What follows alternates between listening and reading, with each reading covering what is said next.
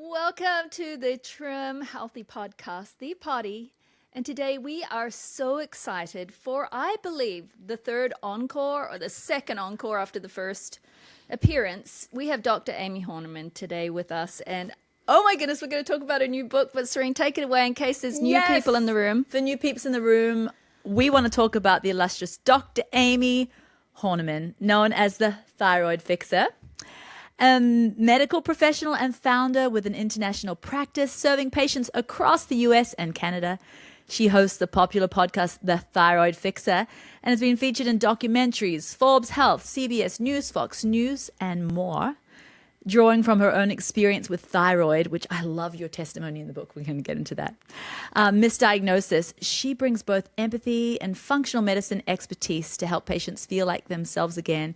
And most recently, she's authored the Thyroid Fix, which is what we're going to discuss today. And we're super excited about, and we've read and we love. So welcome. Thank you, ladies. You know I love hanging out with you. I love you. I love your audience. So this is just going to be fun. Yeah, so I want to dive into the book. Dr. Amie, is this your first official book? Because when I first even heard about you, it was through your podcast. Mm-hmm. I hadn't read any books by you. I'd read a lot of articles but nothing. She didn't just hear about your podcast. She was binge listening your podcast. And she came over to me and made me binge listen, which I enjoyed. Well, thank you for binge listening. But yes, this is the culmination of decades of speaking and helping and guiding women through this process of optimizing their thyroid and talking about it on the podcast and talking about it on stages. It's like, you know what? All this information needs to go in one place. And it needs to be, I'm touting this, the Thyroid Bible, the last thyroid book you'll ever need, because that's really what it is. I took years of knowledge and experience and put it all in one place, but written in a way where it's just us girlfriends sitting around talking. It's just us having coffee. It's just us hanging out like we are right now. And it just happens that your girlfriend happens to be a thyroid expert. So we're just going to chat through of how to, actually fix your life. And that's what we're going to do. And that's what everybody needs, right? In their back pocket. They need a little thyroid fixer. They do. Yeah. Right? And we're going to find out they do more than they know today, because some of the stuff was blowing me away. Some of it I knew, but some of it was even new to me. You're a very nerdy binger of your podcast. But Amie, your book starts out with how widespread thyroid is, just I'm going to call it a struggling thyroid is. Mm-hmm. And I'm going to get to that, but I want to start out with your story, because I had heard you share parts of it. Like even when you came to our podcast, you shared parts of it. I had never heard it in full, and it was moving. It was so moving. And now I understand why you do what you do, being unheard all those years and wondering what the heck is wrong with me. Yeah. Well, no, thank you for that. And as you know, it's hard to tell your whole story when you're being interviewed, because you don't want to bore people with like a 10-minute long story. But obviously I went more in depth in the book because I know women are going to relate to that, about the dismissal and the true frustration and depression that you go into, where you start hiding yourself. So this is about really losing your identity. And that's what happened to me. I was seen as the fitness model. I was a trainer. I was a nutritionist. I was helping all these people, but now I'm getting fat. So how can I know what to do if I can't even help my own body? And, people don't understand that it could be something medical. Most people don't look at someone who's gaining weight and goes, oh, well, she must have a thyroid problem. I mean, we would, but the majority of the population aren't going to do that. So I was hiding my body under sweatshirts. I didn't want to go out. I didn't want to be intimate with my partner. I didn't want to have drinks with my friends. I didn't want to go on vacation because I knew that would result in another 5 to 10 pound weight gain afterwards. So it really starts to rob your life. I mean, it's not just about, yes, I was misdiagnosed 6 times, but that's over a span of time where I lost myself and I lost my identity. Yeah, and I remember you saying in the book, and I know, Serene, you're jumping in with your questions, but No, this You is were good. saying one This of the is good. doctors, you talk to, and you're like, I'm getting where I shouldn't be. I'm doing the right things. And he's like, you just need to eat less and move more. And you're like, that is what I do. You were like lean chicken only and some lettuce and working out hours a day. And Yeah. someone's telling you eat less and move more. Yeah. And I think that really hit home. I think, many of our listeners are doing the right things.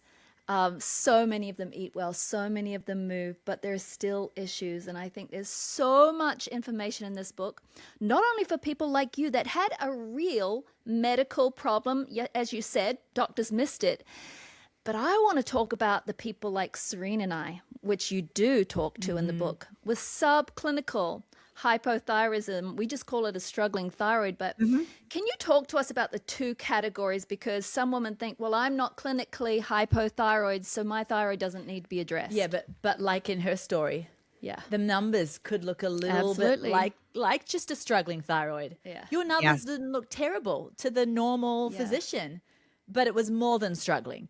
And so I think, it was so interesting just how you were saying that somebody's numbers can look like even quite right on, but for them, they would need well above the normal range, yes, to feel optimized. Exactly. And really, this is where the whole concept of personalized medicine comes in. The personalized aspect, where you look at every single person, every single woman as a unique individual. And that's what they weren't doing when they were, well, first of all, they weren't even testing me thoroughly. So first we have to start with that thorough testing, where we're not just looking at the TSH, we're not just looking at a free T4, we're looking at every single marker. And then we're looking at it through that optimal lens, not just the normal, not just standard lab value range normal. We're looking at it through that optimal lens of where you should be there, where we know you are going to feel your best. And then we take it one step further and go, okay, this is where we know that the majority of the population should be optimally.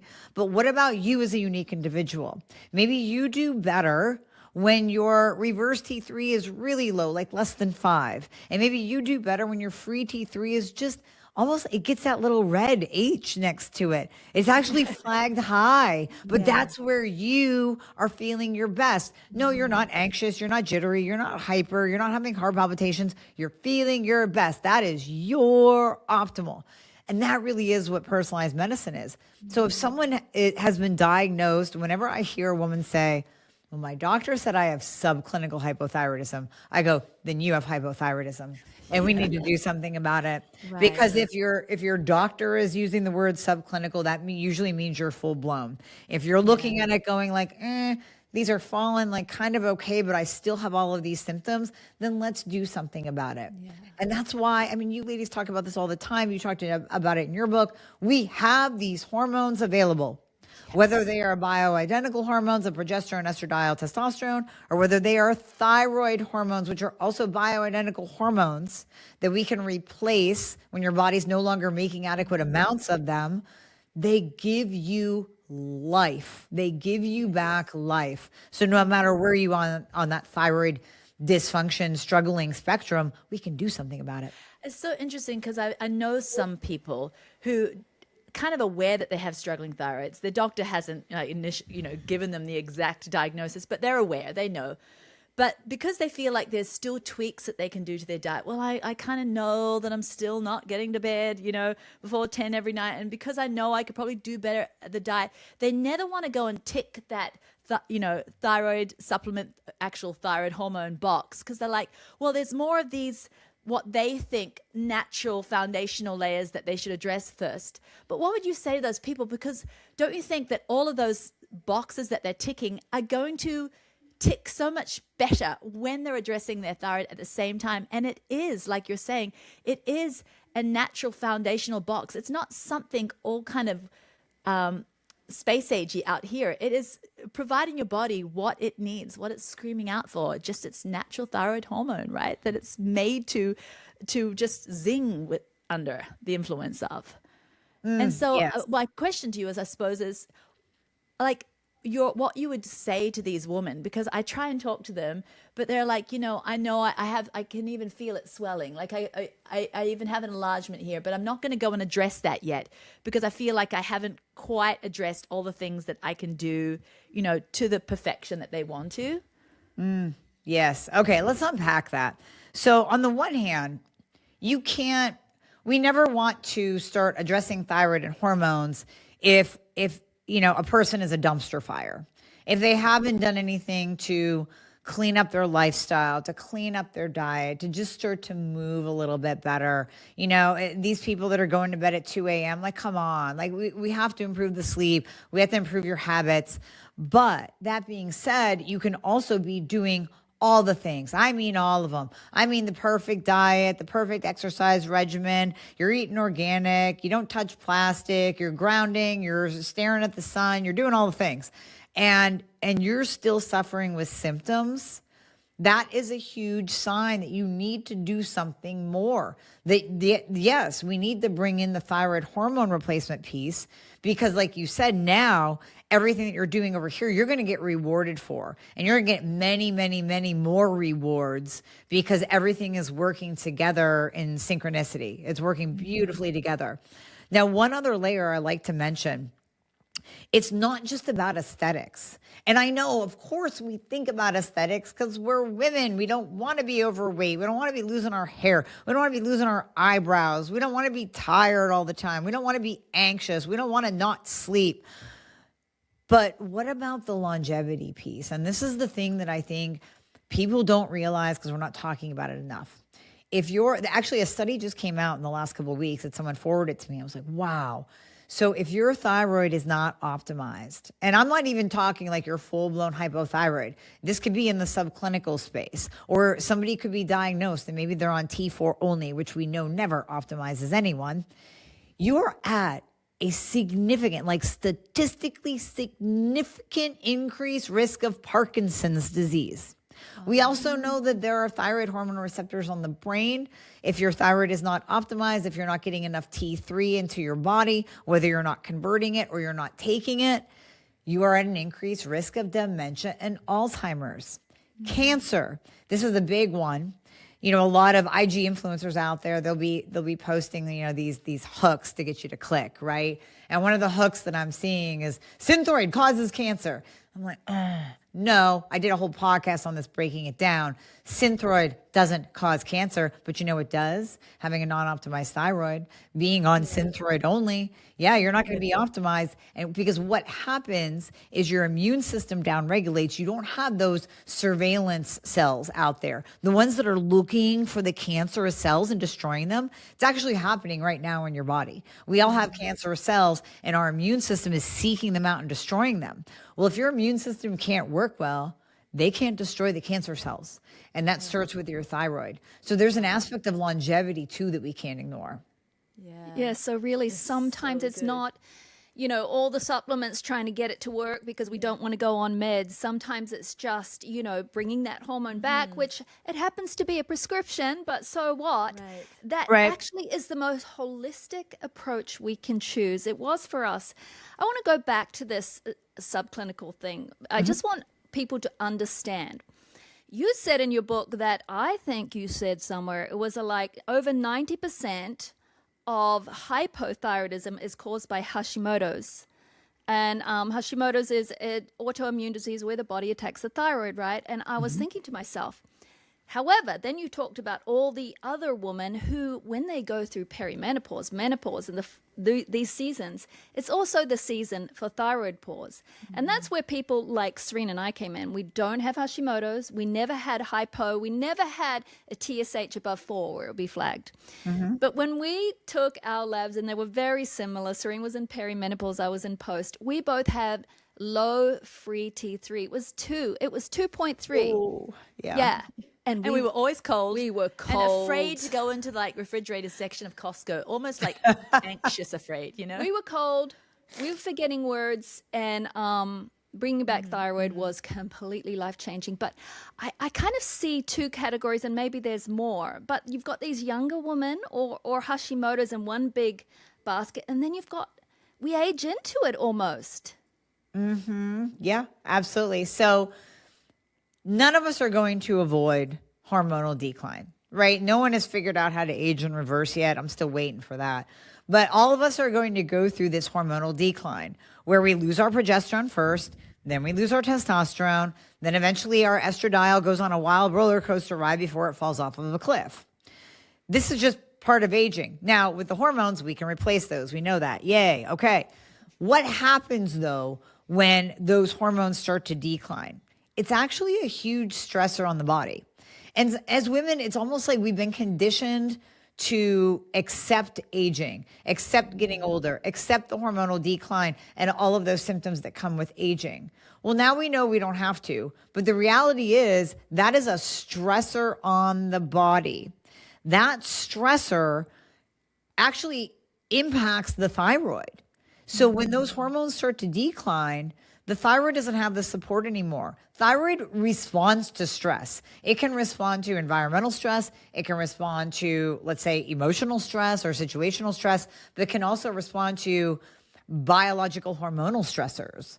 So when our hormones do that, it's a huge stressor on the thyroid, and that's usually where we see this downregulated thyroid struggle or full-blown Hashimoto's actually present itself really after the age of 40 when women enter thyropause. So interesting. So there's climbs that, then. right, the decline in sex hormones then pulls the thyroid into it. But then I read in your book even how it can be flipped in reverse, where a younger woman can have a struggling thyroid.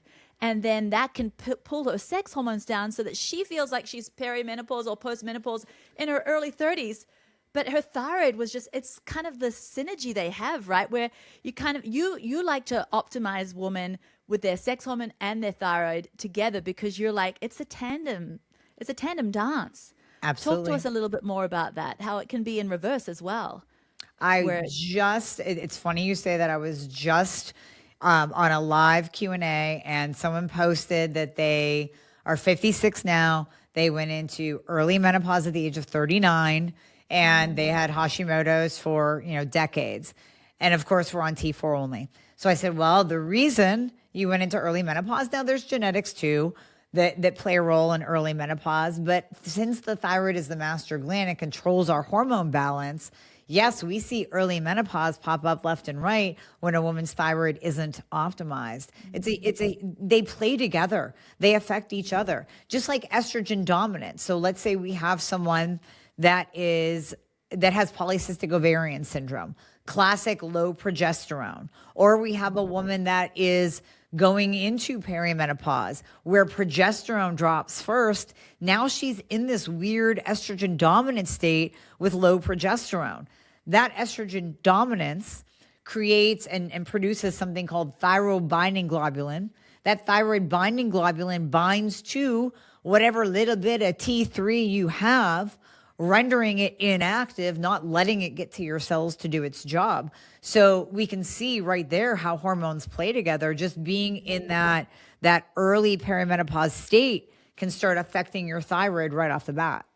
And I love what you said in your book, and you really clarified it, because we do this to women too, because they come onto our group and they're like, hey, I'm estrogen dominant. And we often have to say, as you did in your book, this doesn't mean your estrogen is sky high. No. Many times your estrogen can be dwindling too, but if progesterone is in the tank, you're dominant. Yeah. Right. Because estrogen unopposed, man, that can have kerpow things going on in your body. Right. And I love how you explained it. It's not that estrogen is in this like incredible toxic amounts. Yeah. No, it's just not balanced and unopposed by progesterone. But I found it very interesting, when you also talk about how when testosterone tanks, that can be, a reason for the Hashimoto's. And that's just so... And for new people in the room, can we talk about Hashimoto's, this connection to testosterone and what it is? I know women hear this Hashimoto's term. Some have even been diagnosed. They don't really know. I just found it so interesting. And in your book, how you talked about how women are most susceptible to Hashimoto's. And they're the ones that have the lower T. And it's just, I had never thought about that. I never really come across that information. It's fascinating to me. It is fascinating. And that's why when we look at men in general, we see that they are much less susceptible to all autoimmunity. I mean, women get hit with autoimmune conditions from Hashimoto's to rheumatoid arthritis to things like MS, we are much more predisposed to those autoimmune conditions as compared to the male population. One of the reasons is because of testosterone. So even if we take a man with, let's say, low testosterone, right? We'll use that as an example. We'll take a guy, he has low testosterone, his total T is 400. Well, at 400, he still has more testosterone than a woman on testosterone replacement. Yeah, he does. Yeah. Right? Mine's So- 200 and I'm like, yay, go me, go me. And that's fantastic. I mean, that is providing a beautiful layer of protection, including protection against breast cancer, as we know now as well, and all cancers. But women in general just have lower T levels. And God forbid we actually have low testosterone, meaning under 50 nanograms per deciliter for total. That is low. That is considered low testosterone for a woman, FYI. So if we have low testosterone, now we're way more susceptible than if we are addressing our testosterone like you are. So that alone also predisposes us to Hashimoto's and all autoimmune conditions. Amazing. Well, when I tested mine after menopause, I was a big fat 0. It was undetectable. Undetectable. My testosterone was undetectable. Yep. So you can imagine how different I feel with optimized thyroid and testosterone. I do want to go back because, you know, we have a lot of people familiar with you and familiar with what we teach.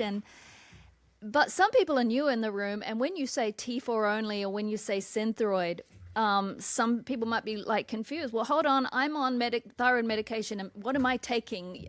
Typically, it is that, right? It is. So I would argue that I'm going to just kind of grab a stat. I would argue that probably 80% of your listeners right now who are on thyroid medication are taking levothyroxine, Synthroid, or Tirosint, and that is it. So that is T4 only. So let's break down the categories.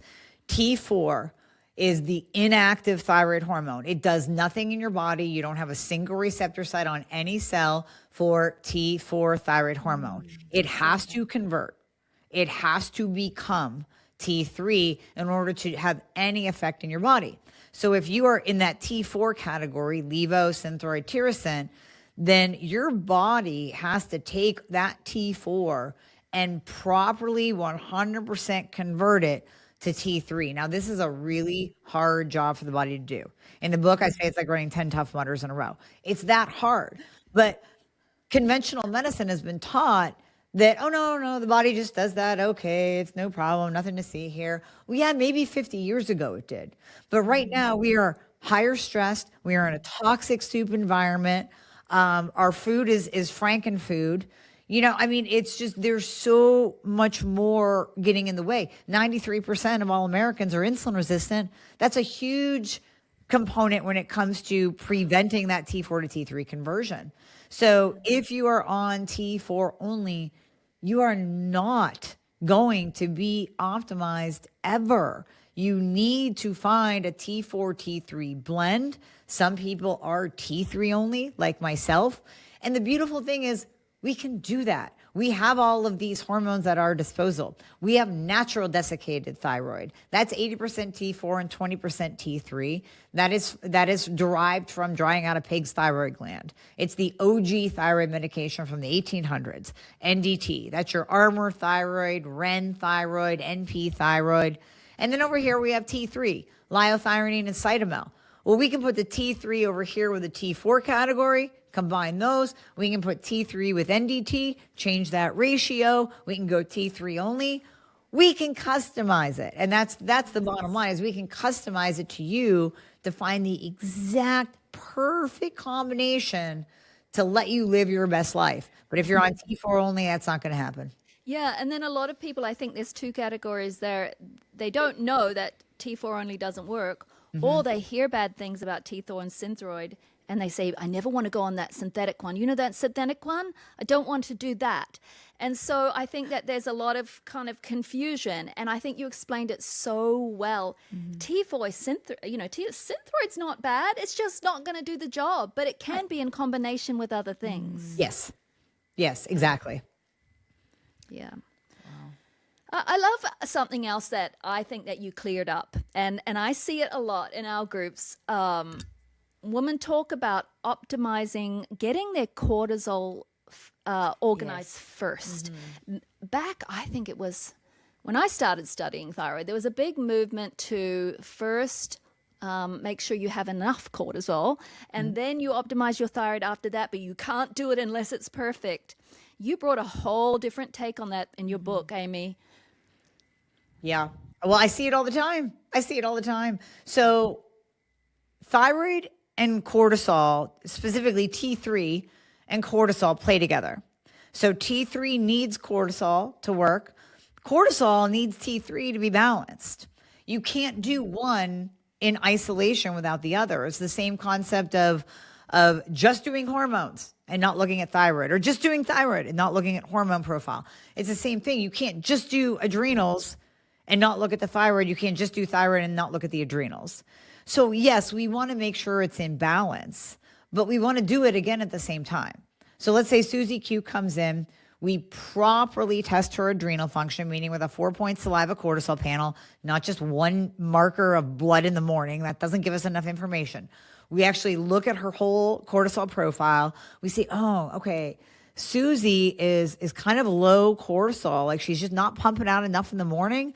And then, no wonder she's a little bit tired. Like it's just it's staying low and then it's dropping low at night. It's supposed to do that, but yet she's a little bit low in the morning. And over here, we do see low free T3. So what we can do is start giving her and replacing that T3 that we know she needs. And we're going to strategically place that in the morning and maybe a little bit of an early afternoon dose, because that T3 will then bump up the cortisol.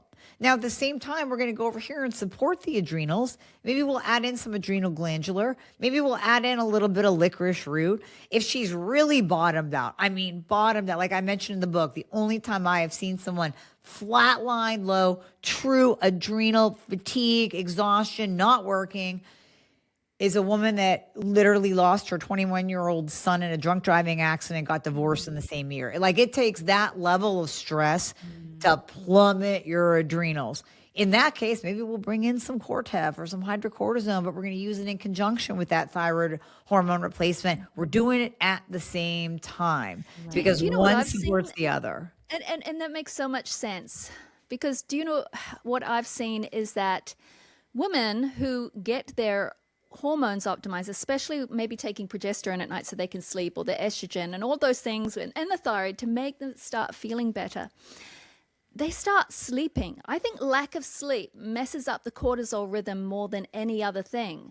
And rather than, going and saying, oh, but I have adrenal fatigue and I have to take all these spit tests over and over and over. Yeah. And I remember you spitting for hours in yeah, these vials. I did this. Gross. Yes. And then I've done it. And then I addressed my hormones that were really missing, the ones that control all the things, and I started sleeping like a baby. And I do not have a cortisol problem. I do not have adrenal fatigue. I don't.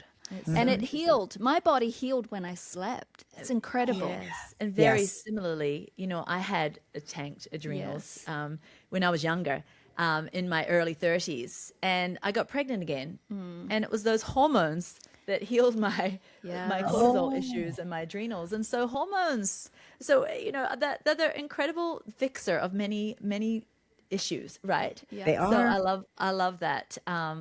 Whether it's like you replacing the hormones exogenously when you're getting older and getting these issues, or when you're younger, being able to sometimes you get a little reset. Yeah, get a little reset when I got these super physiological hormones in pregnancy. It totally changed my Speaking of adrenals. being a younger woman, though, and in your fertility season, I think this is fascinating. I'm so glad you brought this, because I want every woman to get your book. I think it's just put it, like Serene said, your back pocket. Put Dr. Everyone Amie needs in your a back Thyroid pocket. Fixer in your back pocket. Exactly. Okay, but this is what women don't know. And you're telling the world, and I'm just so thankful that you're doing this. The birth control pill. Oh, yes.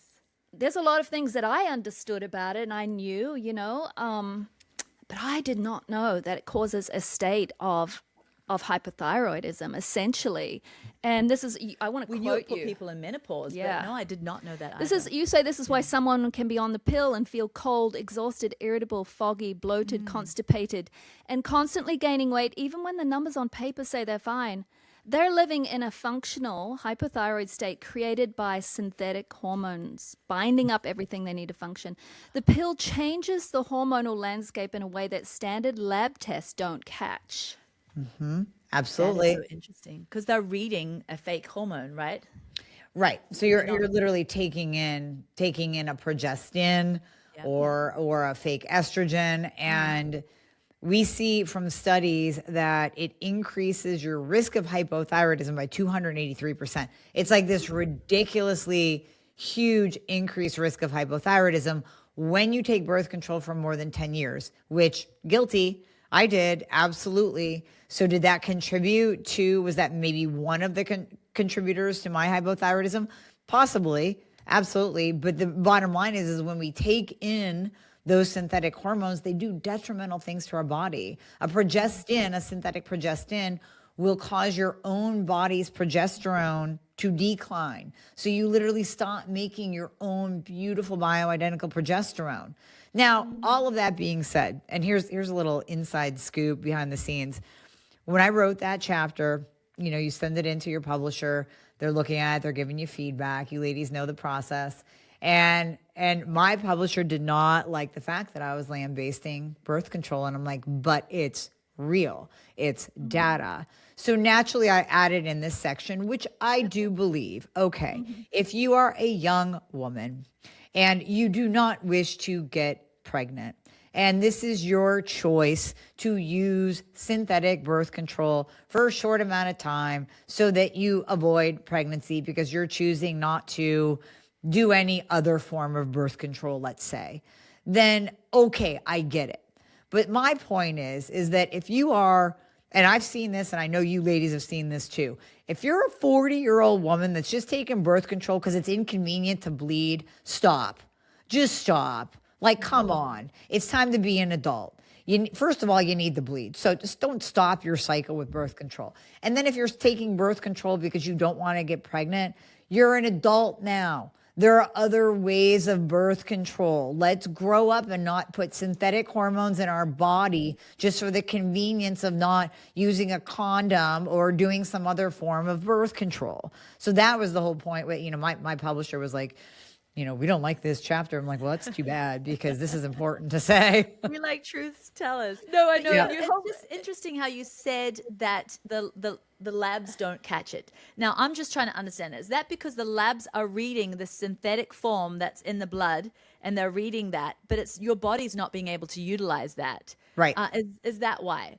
Exactly. So, right. Because your body internally is in this postmenopausal state, is in this thyroid pause state, but the lab test is reading, oh, they're all here, but your body can't do anything with them. Okay. I was just trying to get like your approach. I can't help it. Serene and I shoot as straight shooters to one another. Like if we see, the other person, I mean, we're trying to be not in your face as much to one another and let ourselves No, we're live our not life. actually trying that between each other. And other people we are, but we're still. Yeah, maybe.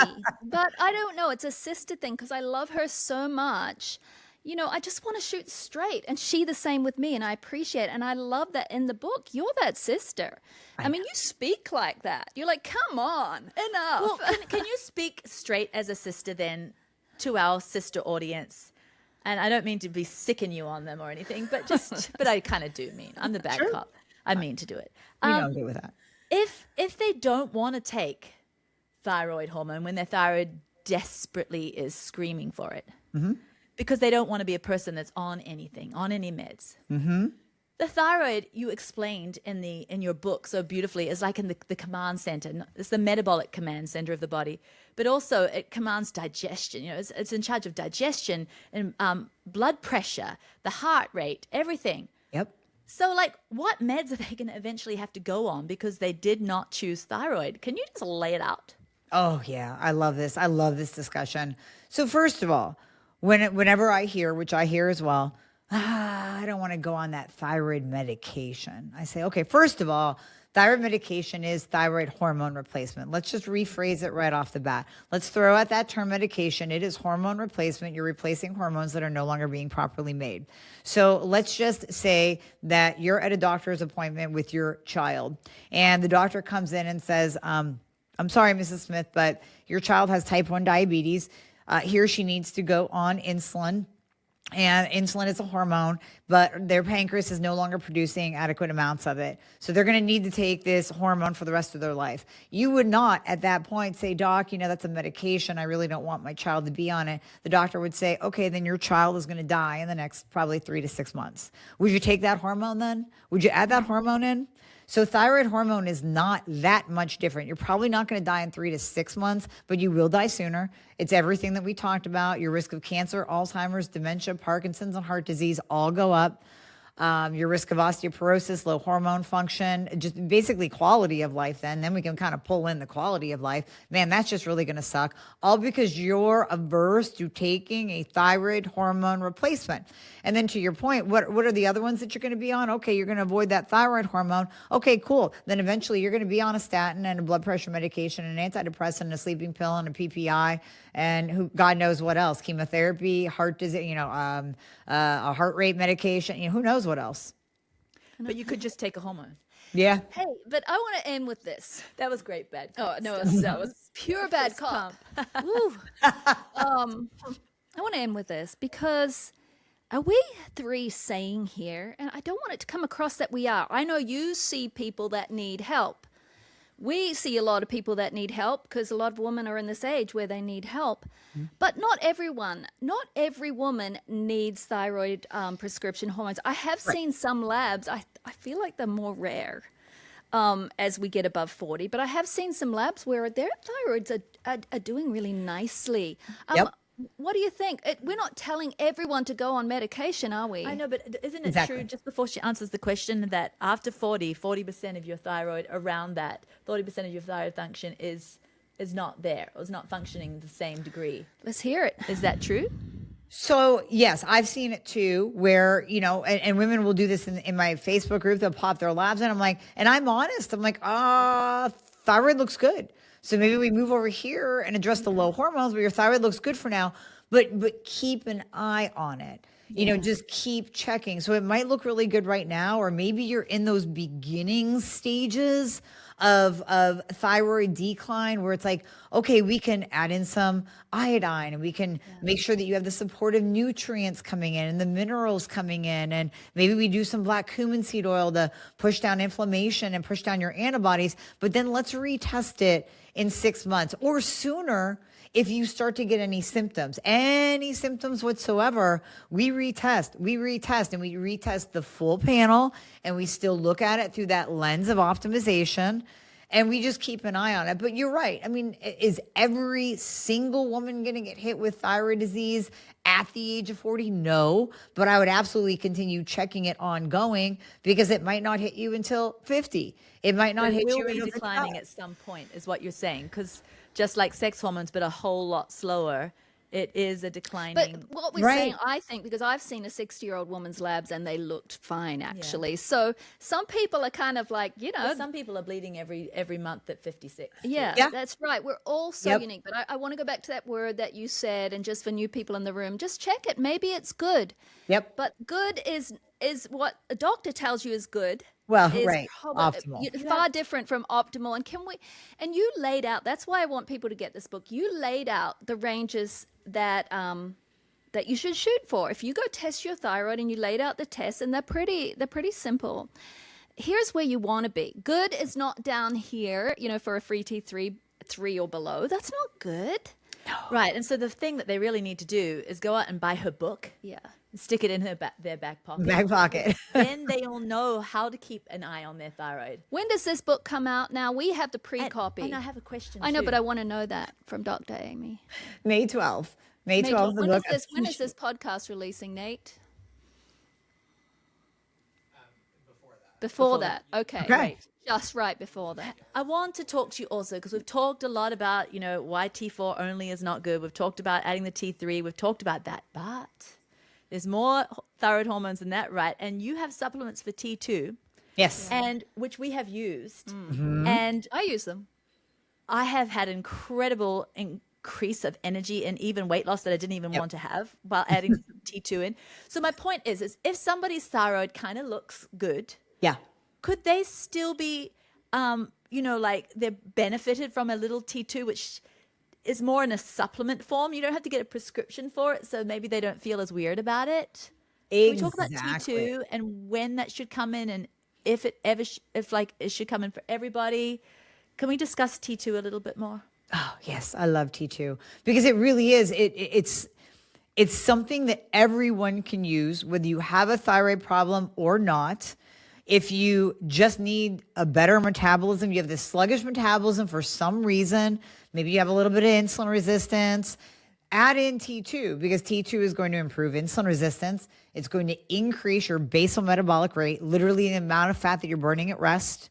It's going to decrease inflammation, which is naturally going to make your thyroid work better. So even if it's pretty good right now, not quite ready for thyroid hormone replacement, but it needs a little bit of support, T2 will do that. It increases your energy. It turns on a gene that prevents fat accumulation, reduces oxidative stress on the entire body. So it's one of those, like we're seeing improvements in lipid panels, improvements in fatty liver disease, improvements in insulin sensitivity. So it really is one of those, like, why aren't we all taking it? And So it then goes if in you, everybody's Christmas stocking stuff. honestly, I mean, it's just the more I study it, the more fascinated I am. And the fact that it is available in supplemental form, thank God that we don't have to go beg our doctor for it. It is available for everyone to use, and it's safe. There's no stimulant effect on the heart like most fat burners on the market. So is It it safe doesn't. for a teenager? I would say yes, because our bodies naturally produce T2. Our thyroid produces T2. So you're replacing a hormone in a little bit higher of a dose than what we would make on our own, just to give the body that extra support. Yeah. I love that. Well, Dr. Amie, this has been so great to catch up with you again and just talk about this fantastic book that every woman needs. And we're just big believers in this and what you're doing. Yeah. Oh, Cheering you major. along. Yes. Thank you. And Thank you. sorry for the bombardment of, like sister one, sister two. Love. We're like fighting over who's going to get the next question. We are all so similar. So I just totally fit right in with the family. I just jive. I know the flow. That right. was so wonderful because I just feel like everybody just this. Even if they have a bit of information on the thyroid, it's usually not the right information. Yeah. Hey, we'll put Dr. Amy's all her places to go in the show notes, but it's Dr. Amie. What's your website, just for people that never read show notes, and where can they get this book? Yep, absolutely. So it's just dramie.com, DRAMIE.com. And from there, of course, you can book a call, you can shoot over to the store, all of that. The book, if you go to thyroidfixbook.com, now, of course, it's everywhere books are sold. You can go to Amazon, you can go to Barnes & Noble, you can go to Target. But thyroidfixbook.com, since you're going to be hearing this before May 16th, the book drops on the 12th. But if you use that link to buy your copy, then you get a VIP ticket to our all-day live launch party that we're having on the 16th. So this is a live event. You're going to be in the Zoom room with me. You're going to be able to ask your questions live, interact. Anyone that buys 5 or more books, because maybe you want to buy them for your friends or give them to your doctor, you get a chance to do a live lab read with me. This is where we're going to be on live, bringing up your labs, and we're literally going to be talking through like, oh my gosh, your reverse T3 is high. Okay, you need to reduce your T4 and add in some T3. You're going to get real information and advice right from me just by buying 5 or more books. Yay! That is brilliant. That would be fascinating. Yeah. Well, thank you again, and we will see you again. I know. Yeah, it's Love always you, a blast. ladies. Thank you. Bye bye. Bye, Amy.